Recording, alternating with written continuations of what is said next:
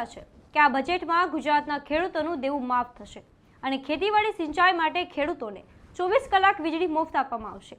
આ વાત અમે નહીં, ચેતર વસાવા કહી રહ્યા છે। નમસ્કાર, હું છું મમલ। તો આવો સાંભળીએ વધુમાં ચેતર વસાવાએ શું કહ્યું। માન્ય નાણામંત્રી કનુભાઈ દેસાઈ દ્વારા 2026-27નું બજેટ રજૂ થવા જઈ રહેલું છે, ત્યારે અમને આ બજેટમાં એવી અપેક્ષાઓ છે કે ગુજરાતના ખેડૂતોનું દેવું માફ થશે, સાથે સાથે ખેડૂતોને ખેતીવાડી સિંચાઈ માટે ખેતીવાડી વીજળી 24 કલાક મુક્ત આપવામાં આવશે।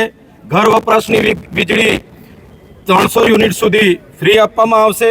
સાથે સાથે સિંચાઈ હોય, શિક્ષણ હોય, સરકારી વિભાગમાં તમામ જગ્યાએ 11 વર્ષના 11 માસના કરાર આધારિત જેટલા પણ કર્મચારીઓ છે એમને કાયમી કરવાની આજના બજેટમાં જાહેરાત થશે એવી અમને અપેક્ષાઓ છે।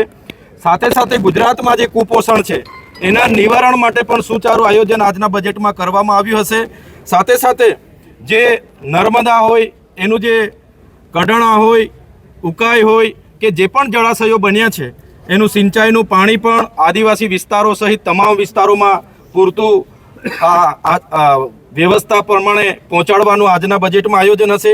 સાથે સાથે જે ગ્રામ્ય વિસ્તારમાં ઘરનું ઘર વિહોણા કેટલાક લોકો છે એમને ઘરનું ઘર મળે, શહેરી વિસ્તારની જેમ 3,50,000 એમના માટે સહાયની વ્યવસ્થા કરવામાં આવશે એવી અમને અપેક્ષાઓ છે। સાથે સાથે શ્રમિકો હોય, આંગણવાડી વર્કરો હોય, આશા વર્કરો હોય, જીઆરડીસીના કર્મચારી હોય, બધા જ લોકોને ગુજરાતના આદિવાસી હોય, દલિત હોય, પીછડા હોય, ઓબીસી હોય, તમામ વર્ગના લોકોને આજના બજેટમાં મોંઘવારીથી રાહતનો અહેસાસ થશે એવી સરકાર જાહેરાત કરે એવી અમને સૌને અપેક્ષાઓ છે। ચેતર વસાવાની વાતથી તમે કેટલા સહેમત છો? કોમેન્ટ કરીને અમને જરૂરથી જણાવજો। અત્યારે માટે બસ આટલું જ। ધન્યવાદ।